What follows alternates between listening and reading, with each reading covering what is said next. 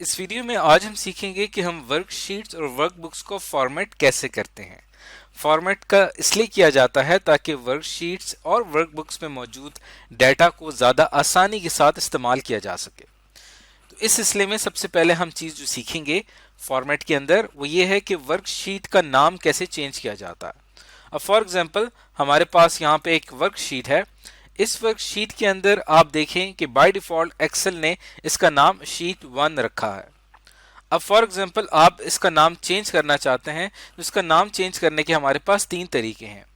एक तरीका तो यह है कि आप इस शीट के ऊपर लेफ्ट क्लिक डबल क्लिक करेंगे तो आप इसका नाम चेंज कर सकते हैं। फॉर एग्जांपल हम इसका नाम रखते हैं, हमने ये टेम्परेचर से मुतालिक एक शीट बनाई है, इसका नाम मैंने रख दिया है टेम्परेचर। और उसके बाद दूसरा तरीका ये है कि आप इसके ऊपर राइट क्लिक करके यहाँ पे आपको रीनेम का ऑप्शन नजर आ रहा है, इसके ऊपर मैं क्लिक करूंगा और फिर आप इसका नाम जो भी चेंज करना चाहें, जो कि अभी हमने रखा था टेम्परेचर डिटेल्स कर देते हैं हम इसको, तो हमने इसका नाम ये रख दिया।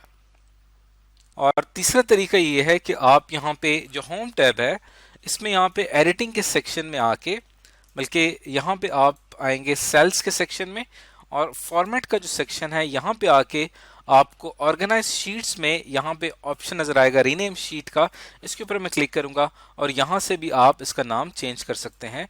फॉर एग्जांपल हम इसका नाम रख देते हैं 2020। और अब ये हमने एक 3 तरीके सीख लिए हैं कि शीट का नाम कैसे चेंज किया जा सकता है। इसी तरह हमारा फॉर्मेट वर्कशीट्स एंड वर्कबुक्स में अगला टास्क ये है कि आप वर्कशीट का कलर कैसे चेंज कर सकते हैं। वर्कशीट का कलर चेंज करने का तरीका ये है कि आप फॉर एग्जांपल हम यहाँ पे डिफरेंट और शीट्स बना सकते हैं, प्लस पे क्लिक करेंगे तो और शीट्स बनती चली जाएंगी। अब अगर आपने किसी स्पेसिफिक शीट का कलर चेंज करना है तो उस पर आप राइट क्लिक करेंगे और राइट क्लिक करने के बाद आपको यहाँ पे ऑप्शन नजर आएगा टैब कलर का। इसके ऊपर जाऊंगा तो आपको यहाँ पे डिफरेंट कलर्स आ रहे हैं, किसी भी एक कलर को आप सेलेक्ट करके आप टैब कलर सेलेक्ट कर सकते हैं। यहाँ पे आप क्लिक करेंगे, इसी तरह यहाँ पे मैं क्लिक करता हूँ एक दूसरी शीट के ऊपर, इसका हम कलर चेंज कर देते हैं फॉर एग्जांपल रेड। अब आप देखें कि कलर से शीट को आइडेंटिफाई करना ज़्यादा आसान हो चुका है। इसी तरह आप इसके ऊपर राइट क्लिक करके यहाँ पे मोर कलर्स की तरफ भी जा सकते हैं और यहाँ पे आप डिफरेंट और कलर्स अपनी मर्जी के जो भी आप रखना चाहें वो भी आप यहाँ पे रख सकते हैं।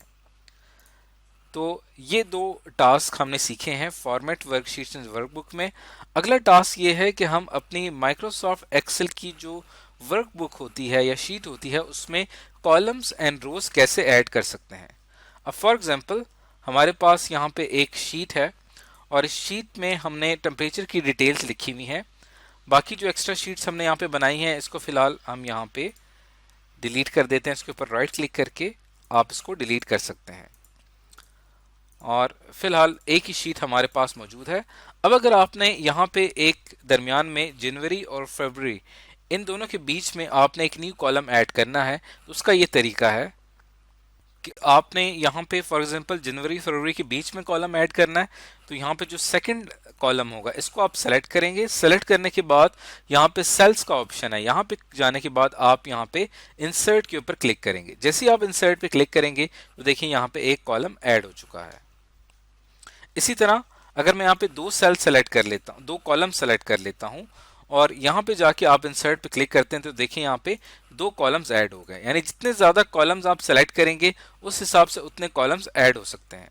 बिल्कुल इसी तरह जैसे मैंने यहाँ पे कॉलम्स ऐड किए हैं आप रोज भी ऐड कर सकते हैं। जैसे यहाँ पे मैं एक न्यू रो ऐड करना चाहता हूँ 2017 और 16 के बीच में, तो यहाँ पे आप क्लिक करेंगे सेल्स में, होम टैब पे जाके और इंसर्ट पे क्लिक करेंगे तो देखिए यहाँ पे एक न्यू रो ऐड हो चुकी है। इसी तरह आप यहाँ पे मल्टीपल रोज सेलेक्ट करके इसके ऊपर यहाँ पे क्लिक करेंगे, इंसर्ट पे क्लिक करेंगे तो उतनी ही रोज यहाँ पे ऐड हो जाएंगी।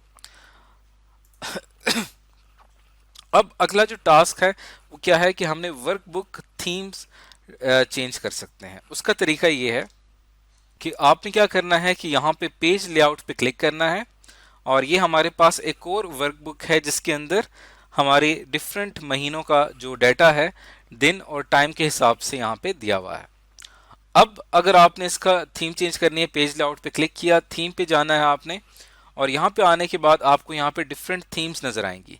थीम से ये होगा कि ओवरऑल जो शीट है उसकी तमाम फॉर्मेटिंग चेंज हो जाएगी, उसके अंदर जो टेक्स्ट इस्तेमाल हुआ है उसका फॉन्ट साइज, उसका कलर और पूरा एक डिज़ाइन डिफरेंट हो जाएगा। फॉर एग्जाम्पल यहाँ पे डिफरेंट थीम्स हैं, यहाँ पे मैं सेलेक्ट करता हूँ, ये एक थीम है, इसको मैंने सेलेक्ट किया तो आपने देखा कि जो हमारी ओरिजिनल शीट थी उस लिहाज से डाटा कम्प्लीटली डिफरेंट हो चुका है। यहाँ पे रोज एंड कॉलम से मौजूद डाटा बहुत चेंज हो चुका है। तो इस तरह से आप अपनी कोई भी थीम रख सकते हैं माइक्रोसॉफ्ट एक्सेल की किसी भी एक शीट में। और ये जो हमने थीम अप्लाई की है ये मुकम्मल वर्कबुक पे अप्लाई हुई है, यानी वर्कबुक में जितनी भी शीट्स हैं तमाम पे हमने इसको अप्लाई किया है। तो ये हमने सीखा कि वर्कबुक थीम्स कैसे चेंज की जाती हैं। अगला जो हमारा टास्क है कि अगर हमने अपनी हाइट और विड्थ सेट करनी हो कॉलम और रो की, वो किस तरह से किया जाता है। अब फॉर एग्जांपल यहाँ पे हमारे पास ये जो टेम्परेचर की शीट थी जहाँ पे हमने डिफरेंट कॉलम्स ऐड किए थे और डिफरेंट रोज ऐड की थी। आप एक स्पेसिफिक कॉलम को सेलेक्ट करके इसको डिलीट भी कर सकते हैं। ऐसे यहाँ पे इस कॉलम को मैंने सेलेक्ट किया, सेलेक्ट करने के बाद आप होम टैब पे गए और यहाँ पे सेल्स में आके डिलीट का जो सेक्शन है यहाँ पे मैं क्लिक करूंगा तो ये कॉलम डिलीट हो जाएगा। इसी तरह यहाँ पे इन दोनों कॉलम्स को मैं डिलीट करना चाहता हूँ, दोनों को मैंने सेलेक्ट किया, डिलीट पे क्लिक किया तो ये डिलीट हो जाएगा। इसी तरह आप रोज को भी डिलीट कर सकते हैं। रोज को मैंने यहाँ सेलेक्ट किया और यहाँ से आपने इसको डिलीट कर दिया तो ये हमारी शीट वापस उस ओरिजिनल शक्ल में आ चुकी है। जो हमने extra columns and rows add किए थे उनको हम डिलीट कर चुके हैं।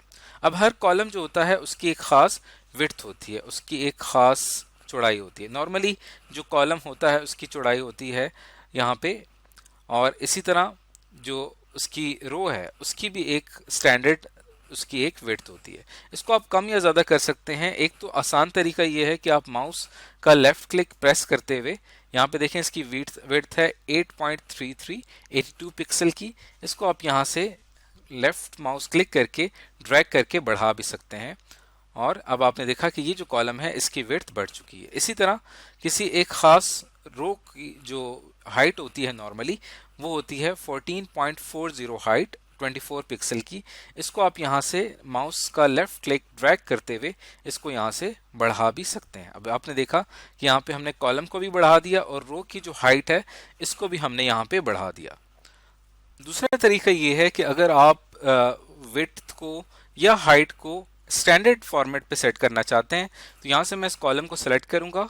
यहाँ पे आपने जाना है सेल्स के सेक्शन में, फॉर्मेट के सेक्शन में जाके आपने यहाँ पे सेलेक्ट करना है ऑटो फिट कॉलम विड्थ। इसको जैसे ही मैं सेलेक्ट करूंगा तो आपकी जो कॉलम की विड्थ है वो ऑटो फिट हो जाएगी। इसी तरह ये जो रो है इसको मैं सेलेक्ट करूंगा, सेल्स में जाके फॉर्मेट में जाके इसको अगर मैं ऑटो फिट करता हूं तो देखें ये स्टैंडर्ड जो साइज होता है उसी पर ये सेट हो जाएगी। तीसरा तरीका ये है कि आप किसी भी एक रो को सेलेक्ट करके या किसी भी एक कॉलम को सेलेक्ट करके यहाँ पे फॉर्मेट के सेक्शन पे आके आप यहाँ पे कॉलम की विड्थ को मैनुअल भी सेलेक्ट कर सकते हैं। जैसे नॉर्मली यहाँ पे 8.11 इसकी विड्थ है, इसको मैंने यहाँ से सेलेक्ट किया और आप अगर इसको 13 कर देते हैं तो देखें ये विड्थ इंक्रीज हो गई। इसी तरह रो जो है इसको भी यहाँ पे सेलेक्ट करके आप फॉर्मेट में जाके इसको आप क्लिक कर सकते हैं रो हाइट और यहाँ से हम इसको बढ़ा देते हैं 30 तो देखें ये यहाँ से इंक्रीज हो गई। तो ये तरीका है, इस तरीके से हम कॉलम एंड रोज की विड्थ और हाइट को सेट कर सकते हैं। अब इसके साथ एक और चीज़ इंपॉर्टेंट ये है कि यहाँ पे आप देखें कि जो हमारा कॉलम सी है इसकी विड्थ यहाँ पे काफ़ी ज़्यादा है जबकि इसके अंदर वैल्यूज़ काफ़ी स्मॉल हैं। तो आप अगर किसी भी एक कॉलम की स्टैंडर्ड विड्थ रखना चाहते हैं तो उसके ऊपर आप यहाँ पे डबल क्लिक करेंगे तो इसकी स्टैंडर्ड विड्थ यहाँ पे सेलेक्ट हो जाएगी। इसी तरह अगर आप किसी भी एक कॉलम के अंदर यहाँ पे मैं एक न्यू कॉलम है, यहाँ पे मैं सितंबर का डाटा ऐड करना चाहता हूँ तो यहाँ पे मैंने लिखा सितंबर डाटा और अब देखें यहाँ पे ये कॉलम जो है ये इसके साथ अलाइन नहीं हो रहा। तो इस कॉलम में जो हमने वैल्यू एंटर की है जो हमने इसका टाइटल दिया है, अगर आप इस कॉलम के ऊपर यहाँ पे डबल क्लिक करेंगे तो देखें यहाँ पे ये इसके साथ अलाइन होके आपकी इस हेडर वैल्यू को एडजस्ट कर देगा। तो इस डबल क्लिक के फंक्शन की वजह से हमारे कॉलम जो होते हैं वो एक स्टैंडर्ड विड्थ के हो जाते हैं। तो आज की इस वीडियो में हमने सीखा कि हम वर्कशीट्स और वर्कबुक में फॉर्मेटिंग किस तरह से करते हैं और इसके अंदर हमने ये तमाम टास्क परफॉर्म किए हैं।